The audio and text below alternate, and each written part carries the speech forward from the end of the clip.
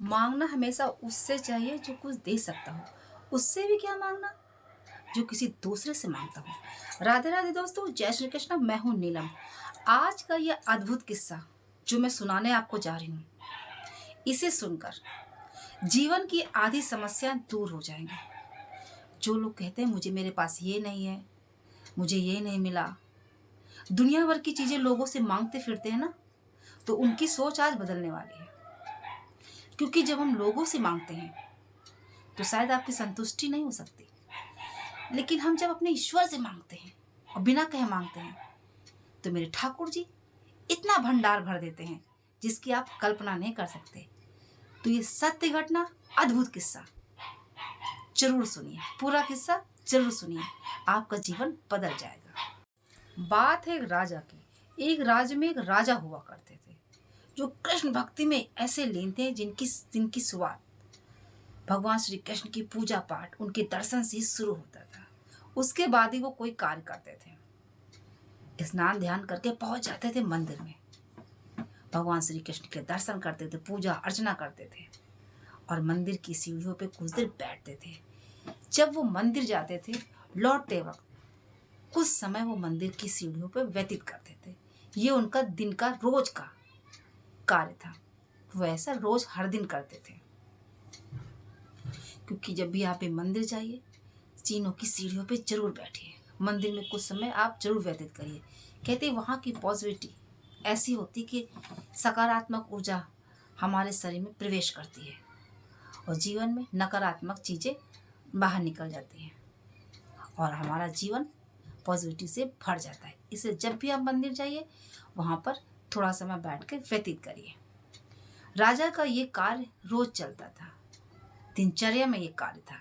वो जब भी भगवान श्री कृष्ण के दर्शन करते थे, पूजा अर्चना करके वापस आते थे, मंदिर की सीढ़ियों में बैठते थे, अपना समय कुछ व्यतीत करते थे। ऐसा वो रोज करते थे।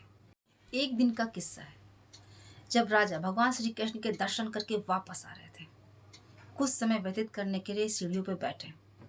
राजा क्या देखते और सुनते हैं कि दो भिक्षुक, एक तो भगवान श्री कृष्ण से कह रहे थे कि हे भगवान, मुझे इतना दीजिए कि मुझे भीख ना मांगनी पड़े, मुझे इस तरह सीढ़ियों पे बैठ के भीख ना मांगनी पड़े।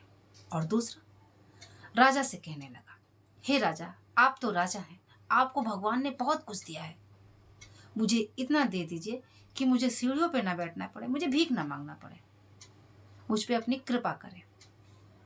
तो बस राजा ने दोनों की बातें सुनी और उठ के वहां से चले आए। जब राजा अपने राजमहल में पहुंचे तो उन्होंने अपने मंत्री से कहा कि आपको क्या लगता है, जो भगवान श्री कृष्ण से मांग रहा था उसको तो भगवान श्री कृष्ण दे ही देंगे, लेकिन जो मुझसे कह रहा था उसे कैसे दिया जाए? यदि उसे हम सामने से देंगे तो सामने बैठे हुए जो भिक्षुक था उसे बुरा लगेगा। ऐसा करते हैं, कुछ ऐसा तरीका निकालते हैं कि बगल में बैठा हुआ भिक्षुक उसे बुरा भी ना लगे और जो मुझसे मांग रहा था उस तक वो चीजें पहुंच जाए जो मुझे देना चाहते हैं मुझे। तो राजा ने एक तरकीब निकाली। राजा ने अपने मंत्री से कहा कि तुम खीर लेके आओ, खीर बनवाओ, हम उसे सोने की असरफियां उस खीर में डाल के देंगे कल। इससे ये होगा कि जो वो चाहता है उसकी इच्छा पूरी हो जाएगी और बगल में बैठा वो भिक्षुक जो था उसे बुरा भी नहीं लगेगा, क्योंकि उसने भगवान से मांगा था। और यदि मैं उसे देना चाहूंगा तो उसे बुरा लग सकता है। ठीक वैसा ही राजा ने किया। अगले दिन क्या होता है, राजा ने खीर बनवाया, एक पात्र में खीर निकलवाई और फिर पहुंच गया मंदिर। भगवान के दर्शन किए। दर्शन करने के बाद देखता है दोनों भिक्षुक वैसे ही ठीक बैठे जैसे अगले दिन बैठे हुए थे। जो भिक्षुक ने राजा से मांगा था उसको खीर का पात्र दे दिया और कहा लो। वो भिक्षुक मुस्कुराया और पात्र को ले लिया। फिर क्या था, जब वो खीर का पात्र उसके भिक्षुक के हाथ में आया तो उसने बगल वाले भिखारी से कहा, देखो राजा मुझसे प्रसन्न है, वो मुझसे प्रेम करने लगे हैं, आज मेरे लिए वो खीर लेके आए हैं। तू भी कुछ मांगता है राजा से तो शायद तुझे भी कुछ देते, लेकिन तू तो भगवान से मांग रहा है। भगवान ठहरे पत्थर की मूर्ति ये तो बैठे बैठे मुस्कुराते रहते, ये क्या सुनते हैं? ये कभी कुछ देने वाले नहीं है और हमेशा तुम भीख ही मांगते रहोगे। राजा आज प्रसन्न हुआ है, आज मेरे लिए खीर लाया है। अगली बार जब आएगा ना, मुझे मुझे कुछ ऐसा उपहार देगा जिससे मेरा जीवन बदल जाएगा। उसने उस भिक्षुक से कहा और फिर क्या किया, वो खीर खाने लगा। खीर बहुत ज्यादा थी, पात्र में ऊपर ऊपर खीर उसने खा लिया।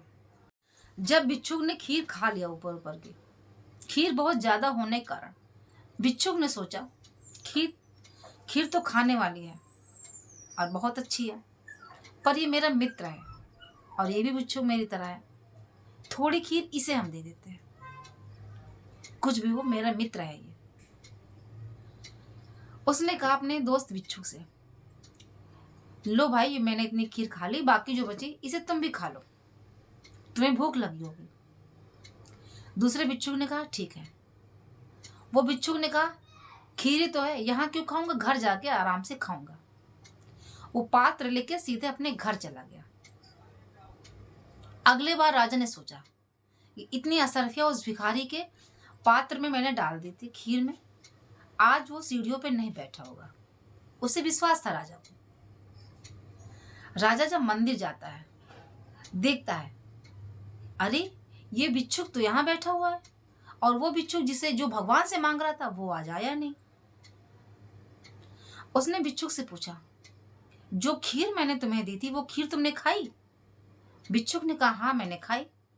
कहा तो फिर वो पात्र कहाँ जो मैंने तुम्हें दिया था, पूरी खाई? तो कहा हाँ वो पात्र मैंने अपने दोस्त भिक्षुक को दे दिया, उसे भूख लगी थी, मैंने सोचा खीर तो है उसे भी दे देता हूं थोड़ी सी।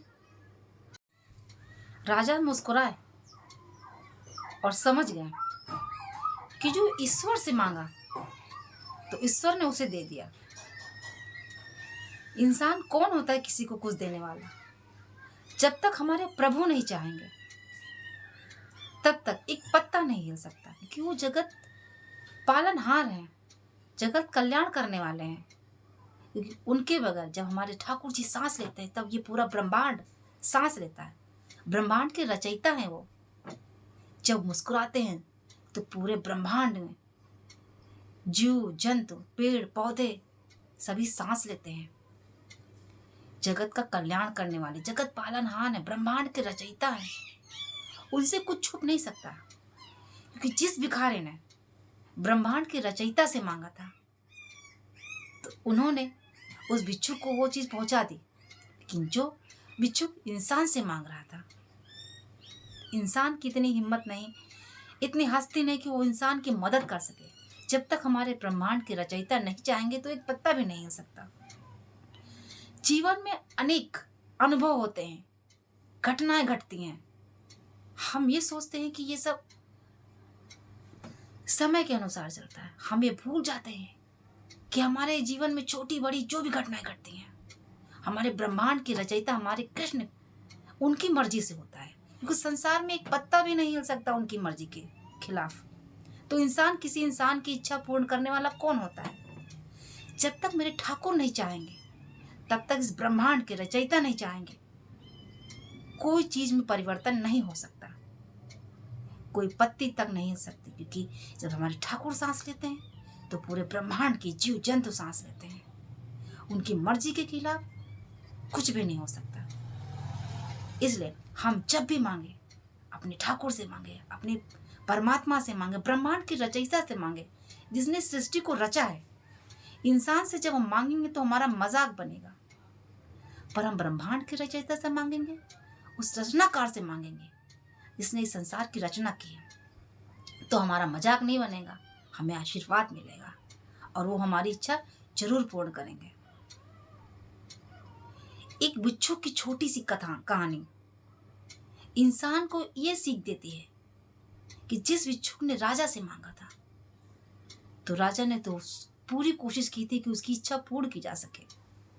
लेकिन जिस भिक्षुक ने ब्रह्मांड के रचयिता से प्रार्थना की थी, हे ब्रह्मांड के रचयिता, हे मेरे कृष्ण, मुझे इतना दे के मुझे कभी भीख ना मांगनी पड़े, तो ब्रह्मांड के रचयिता ने ठीक वैसा किया। जो चीज एक राजा एक भिक्षुक तक पहुंचाना चाहते थे वो चीजें मेरे ब्रह्मांड के रचयिता ने उस बिच्छू तक पहुंचा दी जिसने ब्रह्मांड के रचयिता से मांगा था। इसलिए जब भी आप जीवन में हताश हो, परेशान हो, कोई रास्ता ना दिखे, तो बस याद कर लेना आंखें बंद करके मेरे ठाकुर से। संसार के लोगों के पास कभी मत भटकना, मत जाना और बैठ जाना एकांत में, ध्यान करना, उनसे सिमरन करना, प्रार्थना करना, देखना कैसे सुनते हैं। कोई ना कोई रास्ता तो वो जरूर ही निकाल देंगे। वो रास्ता इतना आसान होगा कि आपको समझ में नहीं आएगा कि ये कैसे हो गया। ये अनुभव की बातें हैं। ये वही समझ सकता है जो मेरे ठाकुर को जानता है, जिसने ठाकुर की लीलाएं देखी। क्योंकि जिसके स्वभाव में, सरल स्वभाव में, जिसका स्वभाव सरल हो जाता है, स्वीकार भाव हो जाता है, उसके जीवन में ठाकुर स्वयं आ जाते हैं। घटनाएं होती हैं और वो जीवन में परिवर्तन होते रहते हैं। जो संभव नहीं होता है उसे संभव करके दिखाते हैं मेरे ठाकुर। इसलिए अब जब भी आपको कोई चीज की आवश्यकता हो या कोई चीज चाहिए हो, ये जीवन में कोई भी समस्याएं हो, तो सिर्फ मेरे ठाकुर का सहारा लेना, मेरे कृष्ण का सहारा लेना, उनके सामने बैठना, उनसे कहना, देखना आपके जीवन की सारी समस्याएं कैसे दूर हो जाती हैं। पल भर में उस समस्याओं को दूर कर देंगे। क्योंकि हमारे ठाकुर हैं ही इतने दयालु, अपने भक्त को कभी दुख में देख ही नहीं सकते। बस कोशिश हमारी यही होनी चाहिए कि हमारे विश्वास को प्रगाढ़ होना चाहिए। विश्वास में शंका नहीं होनी चाहिए। जब शंका शब्द आता है वहीं विश्वास हमारा डगमगा जाता है। कितनी भी मुसीबत की आंधी आती हो, शंका नहीं होना चाहिए। विश्वास हमारा प्रबल है, प्रगाढ़ है, तो जीवन में हर प्रतिपल, हर क्षण चमत्कार होते रहते हैं। इसीलिए दोस्तों कहते हैं अपना ख्याल रखिए, अपने विश्वास को प्रगाढ़ करें। राधे राधे दोस्तों, जय श्री कृष्ण।